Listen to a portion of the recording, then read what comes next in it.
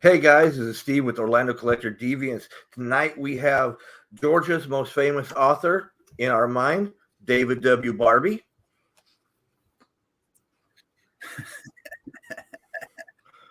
Good to be here. Thank you for having me. No problem. And of course, behind the camera, we have Trish, who never shuts up until the camera's on her. What are you talking about? Okay. Hey, Trish. Yeah. Hi. So, Hey. David, how are you doing tonight? You're coming all the way from Georgia to us. Yes, sir. From Middle Georgia. and you were rushing to get on because I'm you doing you good, had, man. How are you guys doing? We're doing great. I know you had an eventful night before you got here, so I'm glad you were able to make it. Yeah. Yeah. Doing the real life thing, the regular human being stuff that I was doing earlier today. You know, the job, the kids. We don't know anything about that. Nope, not at all. Now you are an author. It's the same as having cats. Yes, sir. We don't have cats either. We a dog family. Oh God. You people are just free. Oh, dogs. Okay, yeah, I'm a dog guy too. Thank you. Good. Thank God. Yeah, we got 3 dogs, and that's it. I seem to know more cat people than dog people, but I'm a dog person too. Oh, you know, we have that same issue. Come here, buddy. We know a lot of cat people. Look at the kid. I know. I don't understand the fascination. Yeah. Yeah. Well, and we got 2 kids Don't that have won't like a ever leave cool the house. Hound dog. Oh, yeah. Well, I just got 2 regular kids and then this hound dog here. He does all right by me. Dogs are cool. Get underneath the table. Did you have Back a under the good table. Did you have a good Halloween weekend with the kids and everything? Yeah. Yeah. Yeah. My kid, my daughter, well, my son just wanted to be Spider-Man. No big deal. My daughter was like very specific. She wanted to be a vampire witch. Had to be both at the same time. And I thought that was really cool. That's very creative of her. So I was very supportive of that. We awesome. Walked all over the neighborhood and got candy and stuff like that.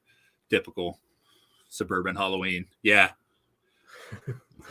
Well, we did a trunk or treat for the first time with our daughter for her job. We enjoyed it. Yeah, I love those. Kind of a nice transition. Yeah, those you are don't cool. Look like that creepy old couple that's just trying to relive their children's youth. Yeah.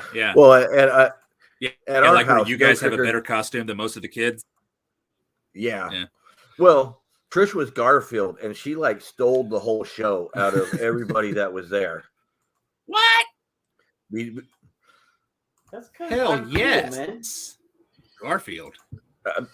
Between the adults and the kids all wanting to come take pictures with her, and I had my dog over there, and he was a taco. Between Taco Dog and Garfield, I mean, we had the best trunk or treat setup. Yeah. Taco Dog and Garfield wife. Yeah. Yep. And I had one person come by, and one kid, and he's like, you know Taco Cat spelled backwards is Taco Cat. I'm like, I know. I said, do you know what Taco Dog is spelled backwards? And they're like, what? I said, I don't know. That's why I asked you. And he sat there and just looked at me. And then he actually tried to he tried to come out with it. And it's like, okay, that's cool. I was just fucking with you, man. I was kind of, but and the parents knew I was, but he was actually thinking I was being serious. Gotta give him credit for trying. Yeah, you blew his mind a little. Yeah. Yeah. Now people are sitting there saying, Steve, it's not Halloween anymore. Why? What the hell do you have on your head? And when I saw this, I knew exactly I was going to wear it for you because of a book that I bought from you, Laser House on the Prairie. Yeah. Where the characters in it all had icons and stuff above their heads at a certain point in the book. And I know this isn't digital and ever changing, but I thought it fit in with your characters. Yeah. Yeah. I like that. And also the different colors, the whole spectrum of different colors of laser that you could have in that story. All the different colors have different properties of powers. Now the bullets in that, I'm going to say that was what was cool. I liked Wild Bill's bullets. Yeah, and a glass revolver. Yeah, I think it was a glass revolver. Yeah, it was. Yeah, it was. But he had like a gold bullet and a rosemary bullet or something like that. Yeah. Yeah, they all had different colored bullets and they all did different things. Yeah. Now, how did you come up with it? I mean, because a lot of your books, as people saw through the intro, are kind of not your mainstream type books. So, how have you come up with these? Yeah. Well, with pretty much any one of my stories, I try to think, oh, this is going to be my Western story, or this is going to be my heist story. And Laser House it's a Western, but it's actually probably my heist story. It's about a bunch of outlaws getting together and they're going to steal something. And then from there, I start trying to make it weird, start trying to like introduce odd things. And so it's like, okay, well, who are they stealing from?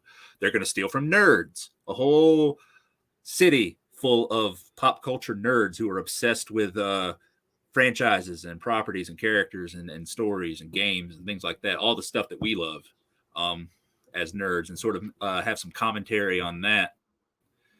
And I thought that would be really, really cool.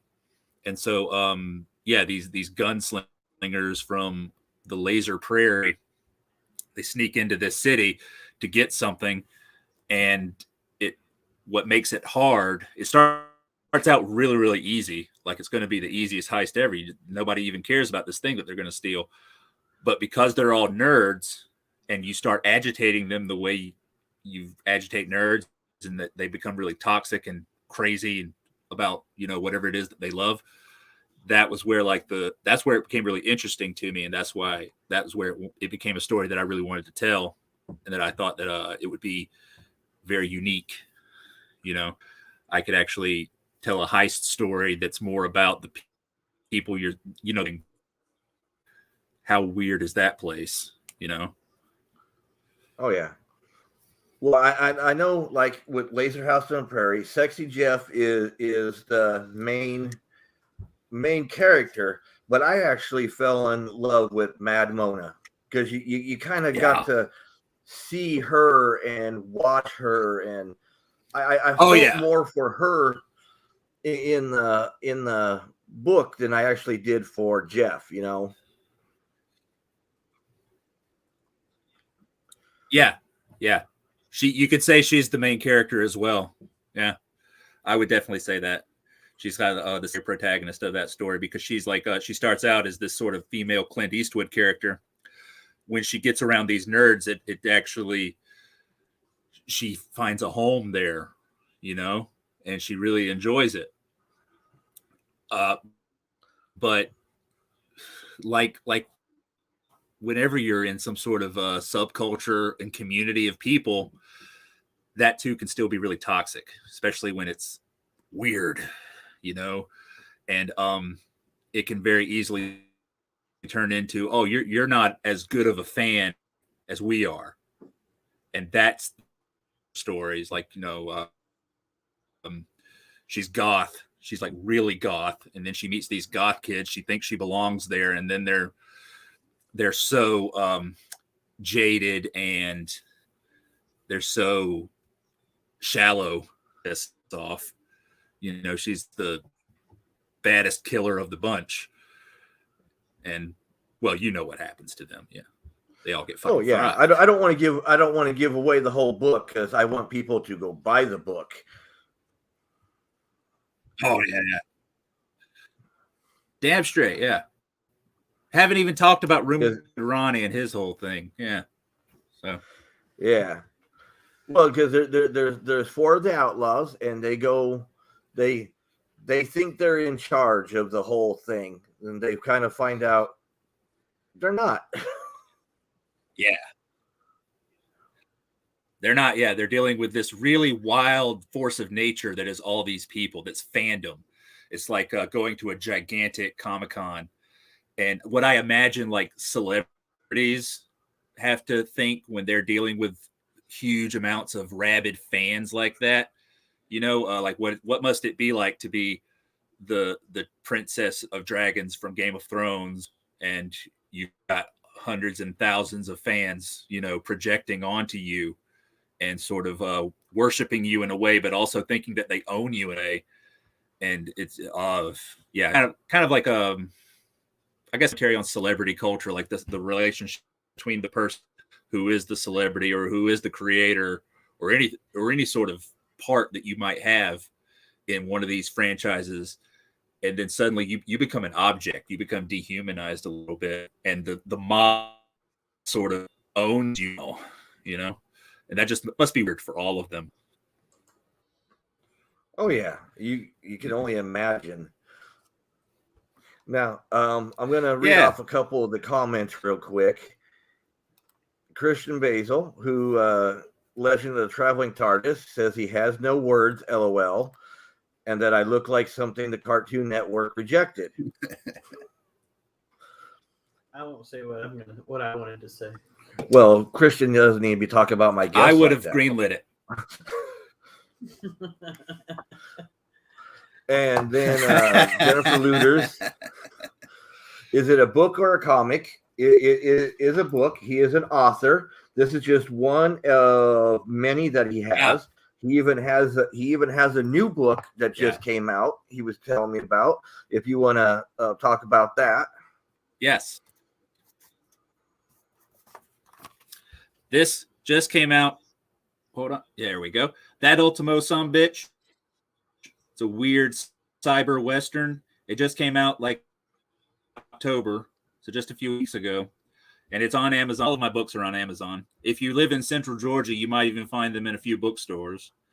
But this one here, really kick-ass. One of my favorite stories that I've ever written. It's an older story. It's like one of the shortest ones I've ever written. Very small, but it is one of my favorites. So, and this just got released through my own press, Clone Warrior.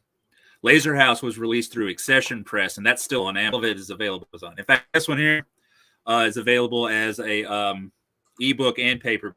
My last one, Bacon Fried Bastard, is available on ebook, paperback, and audio.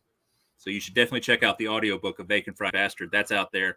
It's narrated by this guy named Edwin Bloxam, who's an amazing voice actor. It's my first audiobook ever, so I wanted to make sure that people know about that. It's really cool. Yes, there's the link. Awesome. Yeah, Trish, it takes her a minute because she's also tonight. Still. Yeah, no, Jennifer, it's one of those where I know you were late coming in. This is in reference to his characters from the book. So it's how I'm paying homage to the book. And that link will actually it's both it's both about the spectrum of colors. No, go ahead. Oh, that link will take you to the Amazon that has what it looks like all of the books. Okay, it's David's section of Amazon. Right. Yeah.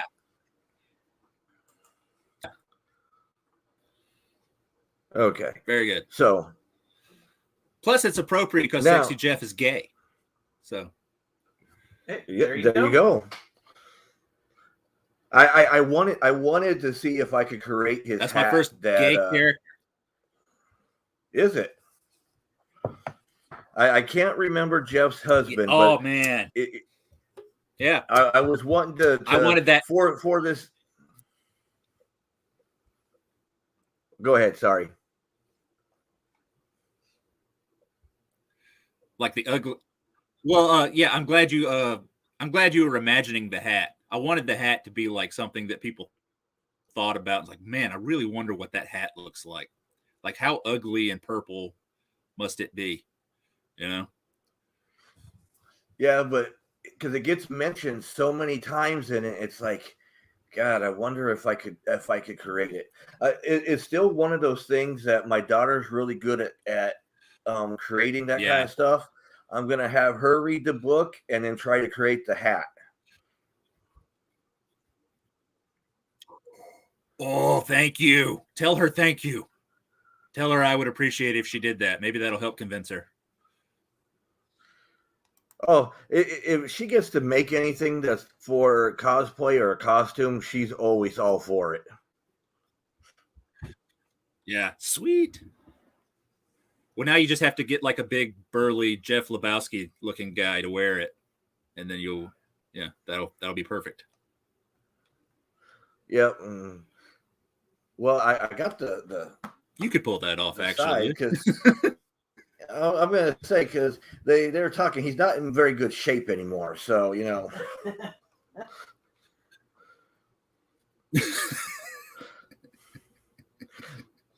Yeah, you could pull it off. Now, John says hello. Hey, John, how you doing tonight? Hello, John. Now I got a question, because you do have a few of these books. Now, are any of them ever going to cross over in the David W. Barbee universe?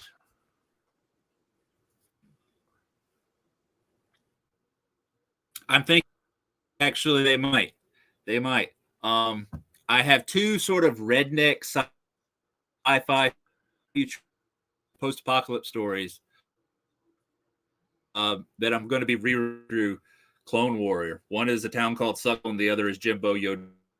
One is a weird detective story, and the other is a weird samurai story. And I'm thinking if both of those do well, I could create a third book that would see a crossover between the two, where those two are actually on like opposite sides of the same planet or something like that. Now, see, I'm also wondering, we need a prequel to this book. I want a little more about their background.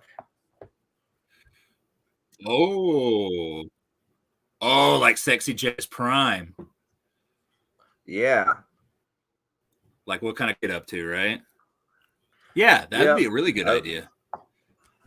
I would be into that. And even all of them, just so we know about like with Wild Bill and Rheumatoid Ronnie and Mona. I mean, let's get their stories from the get-go. And yeah, the like the backstories of them were like all really rushed in that story, because like I was just really sad trying to get to the nerd city. So I was just giving each of them kind of a quick background. Yeah, I would much rather there could be a whole book written about like their time in the military with the red orb. You know, each of them got a turn having the red orb in their eye as like the military's super weapon, and like what would have happened with each of them dealing with that. You know, one of them loved it, one of them was scared to death of it, one of them was like, oh, it's not a big deal, you know. Yeah. And that way we'd get a little more taste of the laser prairie too. See, now I'm just putting you to work. Yeah, I like telling Mad Mona's story too. Yeah. yeah.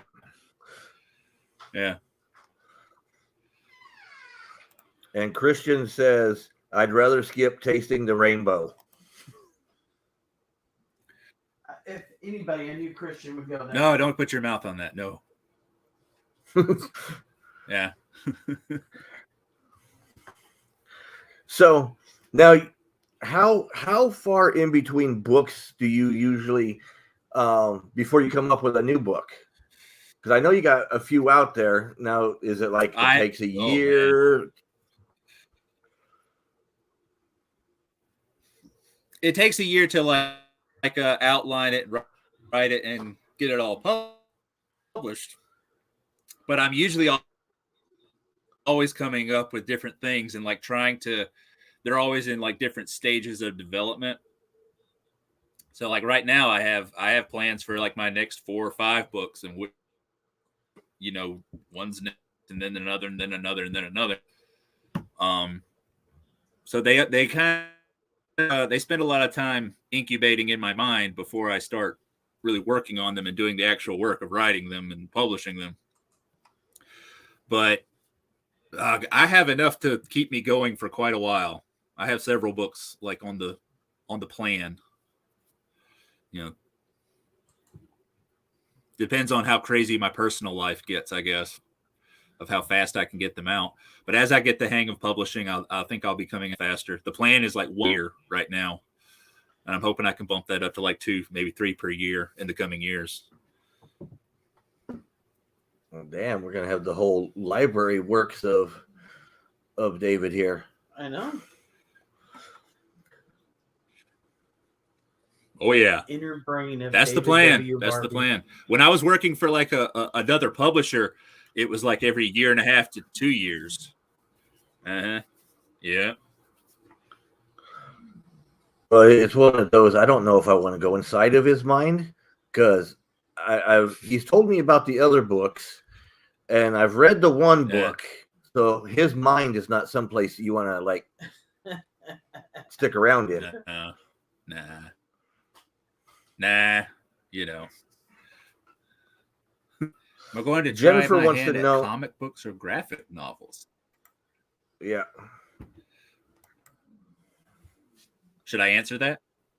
Yeah, go ahead. Yeah, I would love to one day because I was raised on comic books, and actually that's what I wanted to do originally when I was a kid, was write comic books. But I figured it would be hard to find an artist to do the art for me because I can't draw that well. With comics, it would really depend on if I could find the right artist and the right project for their style of art, and then put something together that way. I would love to one day. And Christian is still hooked up on the rainbow and says, Elton John says, give it back. We have to wait till he comes to town.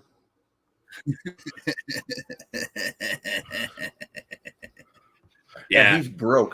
That is an Elton hat. That's just a normal hat to him.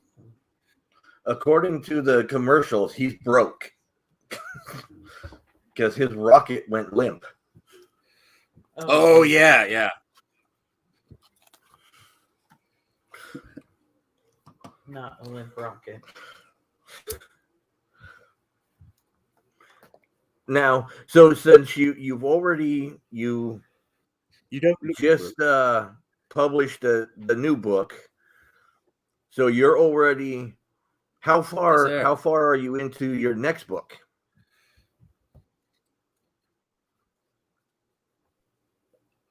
Well, my personal life has gotten kind of crazy, so I'm it's a little bit, well, it's not behind schedule. I might actually be able to like get myself back on schedule because I'm having to move and things like that are happening. I should definitely have A Town Called Suckhole re-released with a sequel attached to it, so like a double feature book, both A Town Called Suckhole, which is an older book of mine, and a brand new sequel to it, all published in one book, easily in 2022 if things go smoothly, But I recently I had to leave my library job, my cushy, awesome evening shift library job. I'm in the process of finding another job, and then I've also got to move. So there's a lot of that kind of real world crap distracting me from my art right now. But it's in the outline process, and I have a pretty solid idea of what I want it to be. So it shouldn't take me that long. By spring, if I have everything nailed down, by the time springtime gets here, I'll have it written over the summer, published in the fall. That's the plan. Now, Boris says, why is Steve dressed like the Bifrost if the Bifrost came from Wish?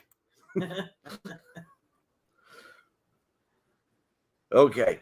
Once again, it's an homage of a character or the characters from his book. You should have like a Thor on a horse riding across.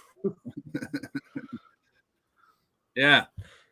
You should have a little Thor like going across right there. Yeah. Yeah, well, maybe we can put one, somewhere. Thor on one side and Hemold on the other side.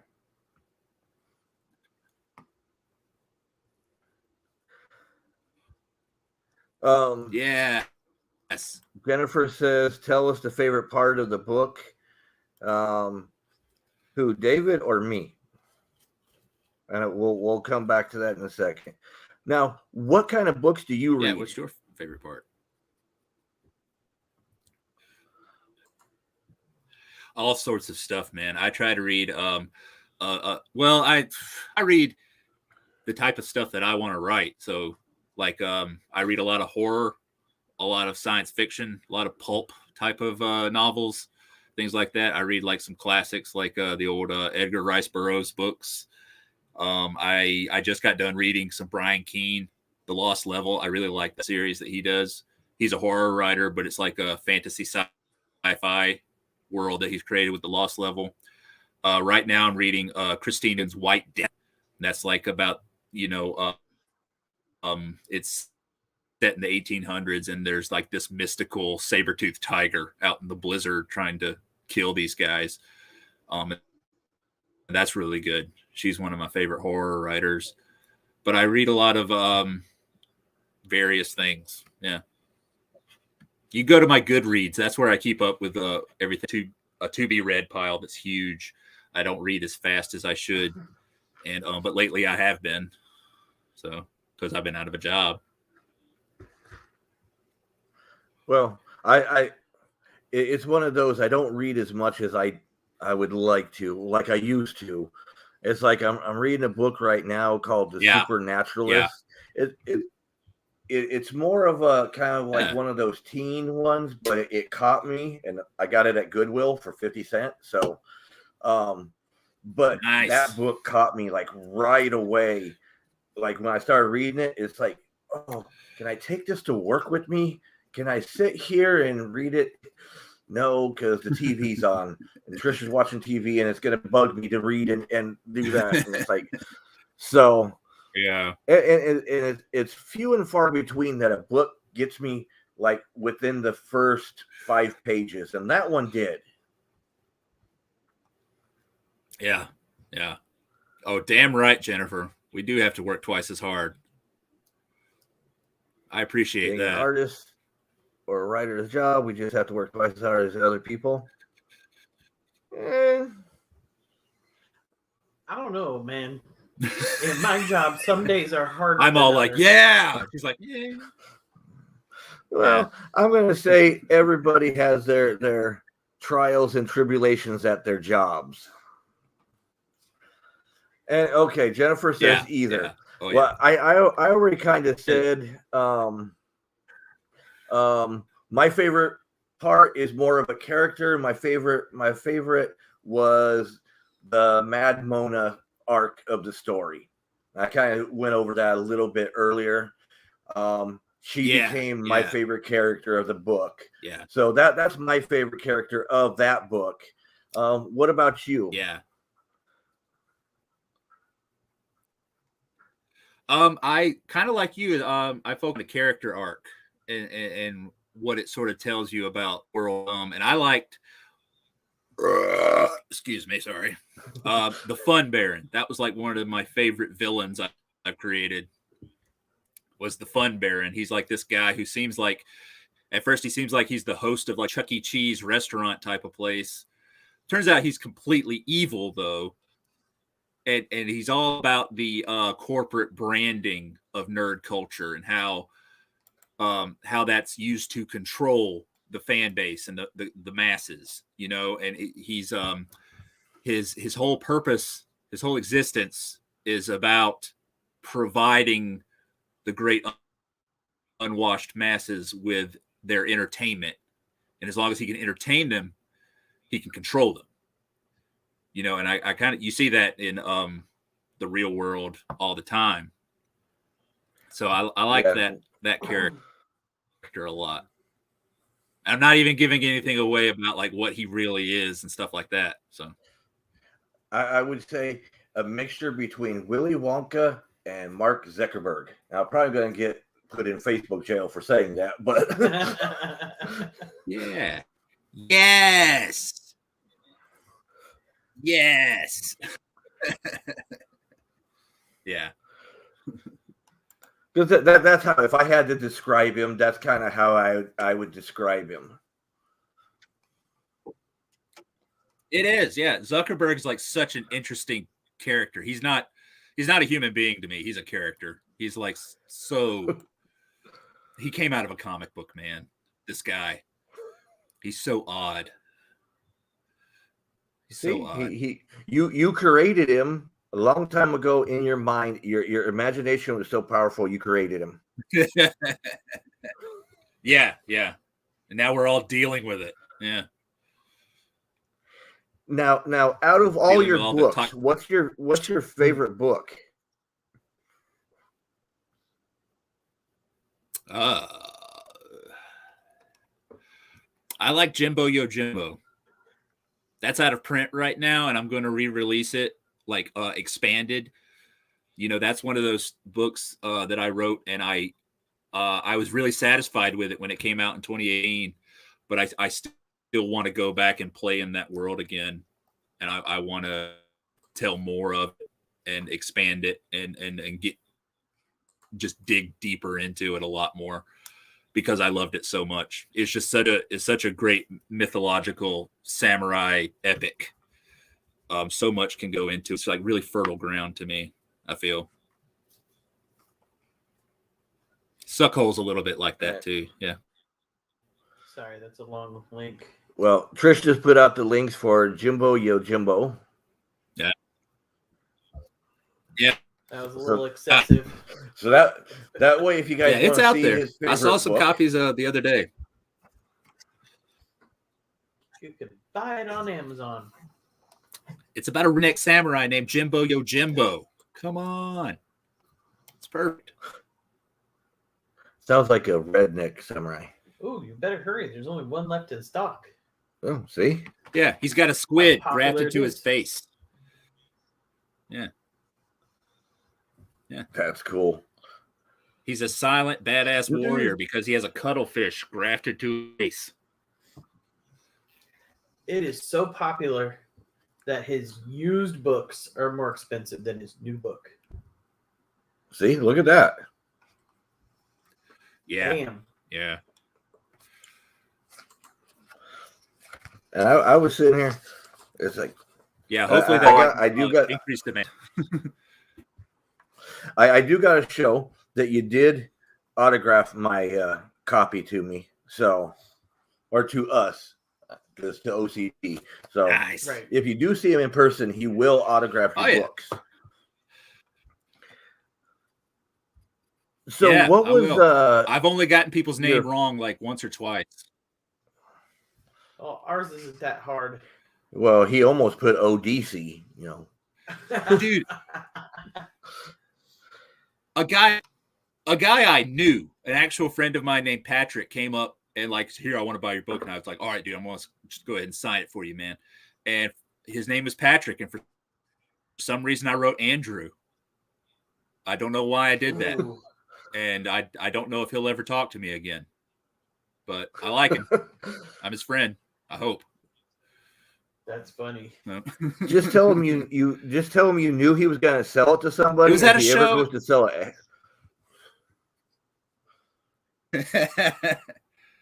You'll see Andrew and then a scratch out and then Patrick written underneath and like, I'm sorry written underneath that.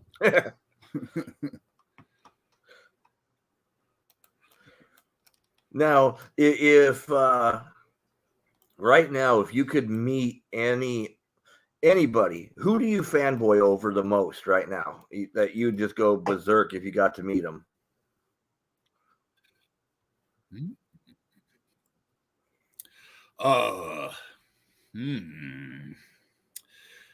Joe Lansdale. I have met him, and I did fanboy a little bit. I like froze up and like, hey, sir, I like you, because I read him when I was a kid. I grew up on, like, I read the Jonah Hex comics when I was a kid, and I loved them so much. I was like, oh, this is what I want to write. Oh, this is possible. And Joe Lansdale nowadays, like back when I was a kid, it was like Joe Lansdale was like this secret that I knew about, and now everybody knows who he is. Everybody knows what Happen Leonard is. Everybody kind of, he's like one of the big dogs in fiction in general, and just an amazing guy, really cool guy. So I gave him a copy of one of my books, and I doubt he ever read it, but like, oh man, what a guy. And his accent, his Southern accent, because he's Texas, it's like you just want to listen to the guy talk. Him read one of his stories is just a pleasure. And there's no, I really admire his writing. There's nothing fancy to it. There's nothing poetic about it. It's just like pure, just pure storytelling. What is this? Go away. I've had people calling my phone lately from a private number, calling me 13 times a night. I don't know why. I don't have drugs. I'm not your dealer.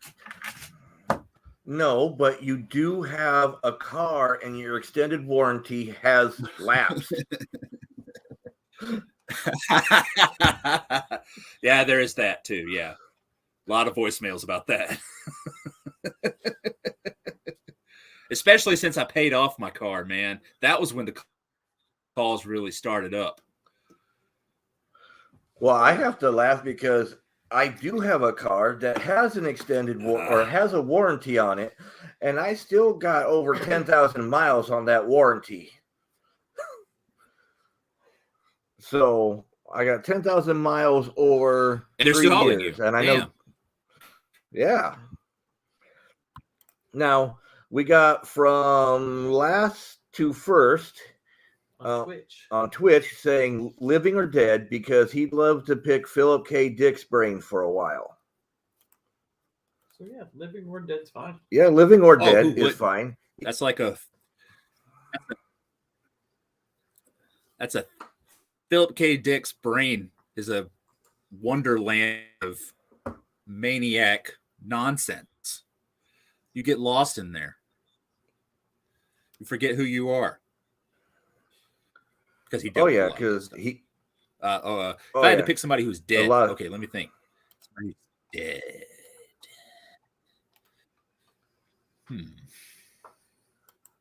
You know what? I was learning some stuff about Mark Twain recently. Like, he was always like one of my favorite like classical authors growing up, and I was learning about how like all the financial problems he had in his life.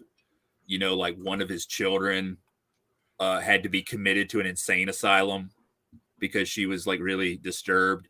He had all these money, like he died broke. Basically, he was just like spending the later years of his life trying to make money however he could to support his family and to support himself, because just he was not some famous rich guy, even though he was famous. He still had all these issues and problems that he was dealing with. And God, do I relate to that.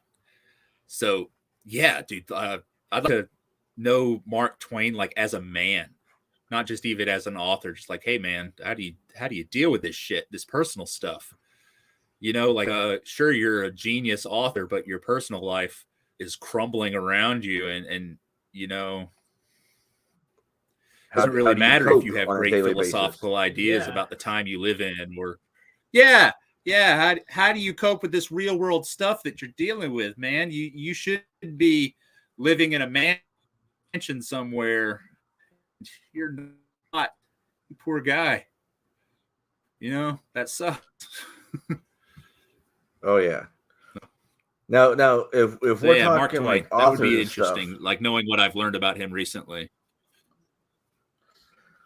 well, see, my favorite author besides David W. Barbee is Robert McCammon,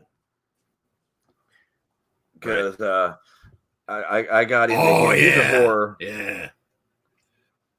Well, he started out horror and then kind of went into mystery. That's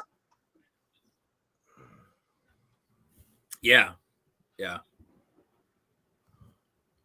But to But me, he was he one of did those some of the best horror stuff. authors. A little well, he came before Brian Keene, but yeah, he was like in the 80s writing what I guess you could call splatterpunk, but like really just like gnarly fiction, just like fucking going for it, going for the jugular with all of his monsters and things like that. So I really respect mean, him like as a as a go ahead. Sorry. Let's see. no go Jennifer ahead. says a lot of we artists do die not rich. Well, that's why they're called starving artists. Well said. Well said. And let's see. Yeah. From last to first, the same storyline goes for people like Edgar Allan Poe, Vincent van Gogh, and others. They died poor, and then their talent was recognized years and decades later. That begs the question: had they been famous during their lifetime, would they be as influential as they are now? That's a very thoughtful question. That is very deep. Yeah. Stories like that are fascinating. Where they for some reason did not seem to make it while they were alive. You know, it's not like J.K. Rowling where, oh, she's here and she wrote the book just now and it's a thing now. It's more like this person's been toiling away at it for decades and we're just now seeing it. And the person's either gone or almost gone, you know? If I'm lucky, it'll go like that for me. Jennifer, a lot of artists like us die struggling. They're better grammar. And he is celebrating the book they are talking about. Here. Unless your daddy is the president. LOL. Yeah. Is president. Well. Okay, so I know you gotta leave. You gotta be off of here before 9 o'clock tonight, David. So it's about a quarter till. If you want to tell people where you're gonna be at, how they can get hold of you, websites, all that stuff, we'll make Trish work by tagging all this crap. Gosh, dang it. Oh yeah. Okay.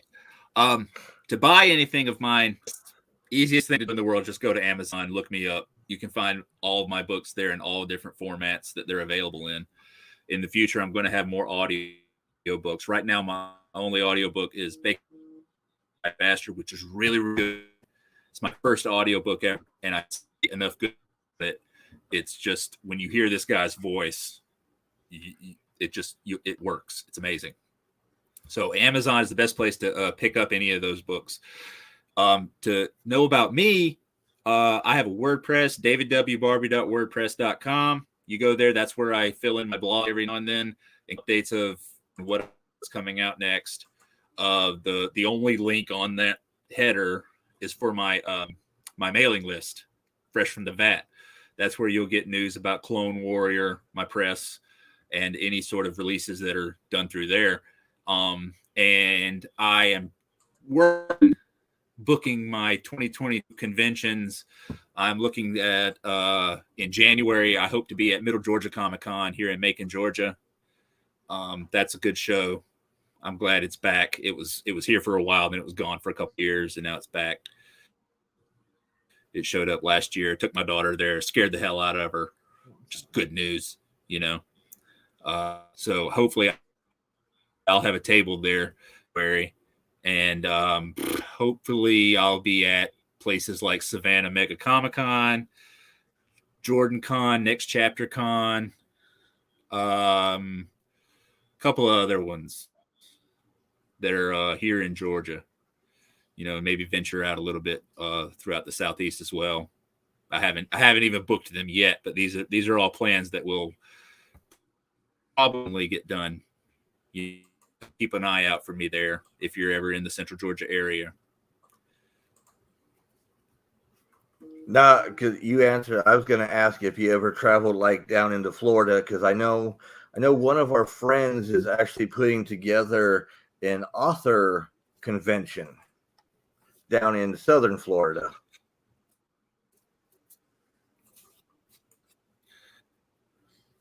Yeah. Oh, cool. Very cool. Yeah, I would be into that because I've traveled Florida. I've been to both Carolinas, Virginia, Alabama, Tennessee. For some reason, never got down to Florida for some reason. So I would love to expand down there and visit you guys. You know, you got the Orlando Comic Con, I believe, is one of the ads that I got. Yeah. The Olo Comic Con. Yes, I know of I got one. so many lies about that when I was in Savannah. I wonder why.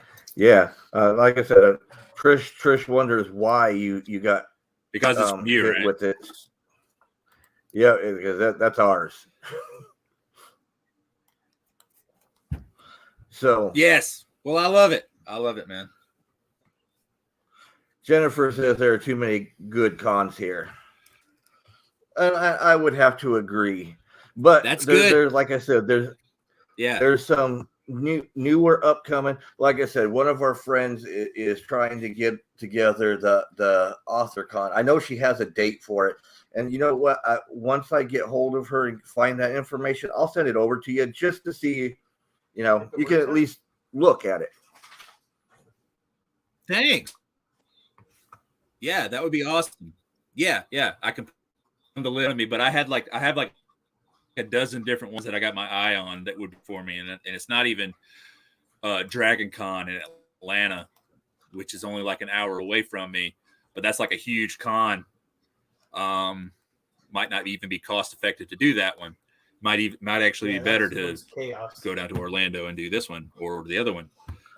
But yeah. Like and during the pandemic, like that shut me down completely as far as traveling around and going to shows, and I trying to ramp myself back up to doing shows again because I only did 2 this year, only 2. So well, I'm glad I you get did back Savannah around to doing Mega like 6 or 7 or 8 per year. Well, like I said, I'm glad you did. That's one of my favorite shows because I've always done great at that show. I love that show. Well, if you hadn't done it, I wouldn't have met you. I wouldn't have bought the book, and I wouldn't have you on the show. Yeah, damn right. So yeah, like I said, we'll get you that information from Heidi. Sometimes be hard finding them in here in Georgia. Yeah, thank you. Well, thank you so much. We go to some of them up in Georgia, as you see. It all depends. We don't do Dragon Con because that's not cost effective for us. Yeah, that's what I've discovered. Like when I first got into doing shows, I thought, okay, I'll go to Dragon Con. And yeah, I found so many logistical problems with that. Even though it's practically right next door to me. We would have to take out a loan. Just to get a hotel room. Just to get a hotel room.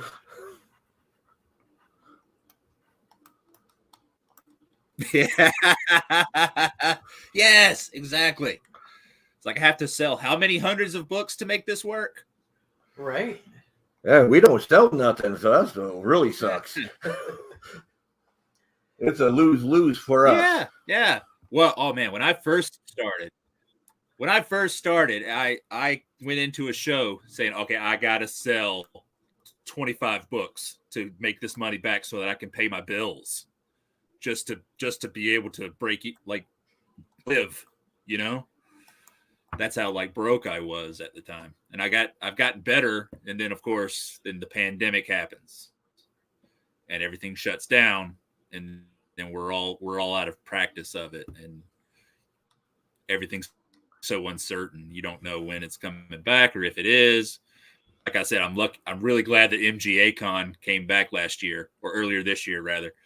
And so I'm hoping to make it to that one in January. That's a really good show for Macon, Georgia. Oh yeah. Okay, so for us, I'm gonna go because like I said it's getting close to 9. Next week we are gonna have Brandon from Free Play Florida out here, and some of the other Free Play Florida crew. And for you, David, so you know what Free Play Florida is. It's one of those. It is a video game convention, video game and pinball convention all weekend long. Oh, nice. They have like the creators of a lot of the games come out. They have the people who wrote the story about Pac-Man. They're having the voice of the guy from NBA Jam there. And he's on fire. It's a huge. Exactly. I'm actually looking for my copy of the game to get him to sign it. Yeah. I got so many good memories of that game, man. Oh, because Blockbuster had a contest. I don't know if you remember this. Blockbuster had a contest where if you could play Sonic the Hedgehog, NBA Jam, and some racing game, and everybody could come into a Blockbuster and play those 3 games, and they would take your scores, and you were, just fucking. I had more fun practicing than I did, going into the store and competing. So I played a lot of NBA Jam actually that year. And now it's all about Smash Brothers. Yep. Oh yeah, man! I used to be good at Smash Brothers. I used to whoop some ass as Mario. I can't no more. People are way too good, way too serious about it. I cannot play that game ever again. Part of me wants to introduce it to my kids, like get an old GameCube or a Wii and play the version that I played. I'm not sure if I even want to introduce that to them, though. That's a world of disappointment. Or it's like when I was a kid and we would play Street Fighter or Marvel vs. Capcom on the arcades, and then you'd have someone come in and whoop your ass, just destroy you. And they're like, oh, that's okay. I guess I got to walk away now. Yeah, I was having fun for it until it whooped me so bad. Yeah. Yeah, that was always that, or on Mortal Kombat, you always had that one person that knew every single secret move. Oh, yeah. Yeah. And you were some dead. People got really good at Mortal Kombat, and I was just a cheat. I was a cheat player, freeze you a Sub-Zero and beat you, and yeah. Well, going back to Smash Brothers real quick, our son's friend that he grew up with, went to school with, he is in the top 20 top players in the U.S. for Smash Brothers. God that's dang. Cool somewhere. That's awesome. I mean, you have to be really good. Yeah. Well, it's like being that good at a fighting game like that is like genius these days. It's like being some sort of genius where you're that good at playing, whether it's Smash Bros. Or the new Mortal Kombat games or the Street Fighter games. It's kind of incredible, It is, but to see how he got there, I mean, his whole high school career was skipping school almost every other day just to be practicing to learning how to play. Yeah. A parent's nightmare. Yeah, I'll bet. Jeez. I had to look at my son and say, "You do not emulate him. Yeah. You are getting an education." Yeah. Yeah, you're not going to be an esports star. Yeah. Yeah. Yeah, so my son like comes up to me, "Yeah, look, my friend's making thousands of dollars a day and I work at Carrabba's cleaning dishes. How's that education working for me?" That's a thanks a lot, Dad. Yeah, but I've heard of those guys. They peak really early. It's like the game passes you by really fast. I've heard when you play those games, it's like you're really good for a while until you turn about 25, and now the next teenager is coming up, and he plays completely differently than you do. He plays better than you do, and now he's beating your butt the same way you beat the other guy's butts. And now you're an old man at 25. Oh, it's yeah. Kind of like being a real athlete, I guess. Yeah. You're tapped out by the time you're 30. Yep. Yeah. Okay, so also going on this weekend is Sci-Fi Pop Fest. Sci-Fi Pop Fest in Eustis, which we'll be at on Saturday. Nice. The toy show. What is the toy show in Tampa? Toy Extravaganza or something? It is. Hold on. Sorry, don't have it right on the tip of my tongue. Usually I know what's going on.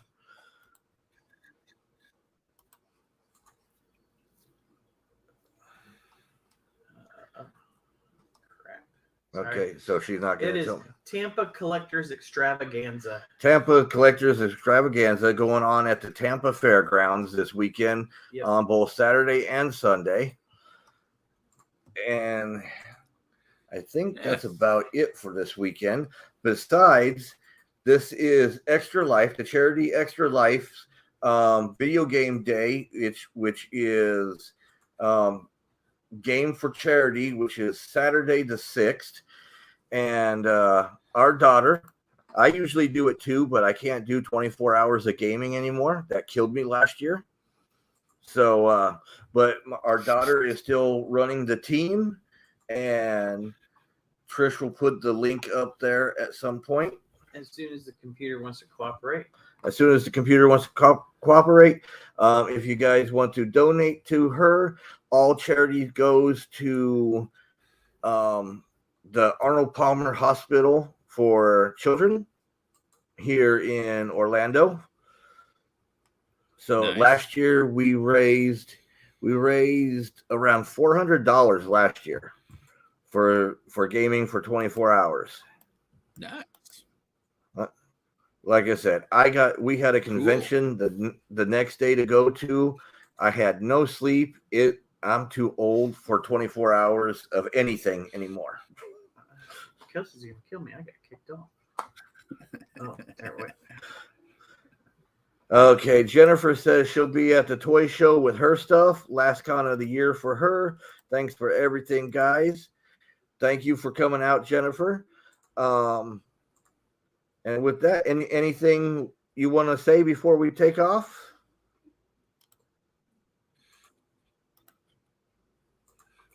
Thanks for having me. It's been a great time. I appreciate you guys so much. No problem. Oh, and Trish just got the link for where if anybody wants to donate to it, to donate right there at that link. And once again, that's for the charity from Extra Life, Gaming for Charity. And with that, guys, we will be back next week again with the crew from Free Play Florida. And with that, guys, I will see you guys later. Bye. Bye.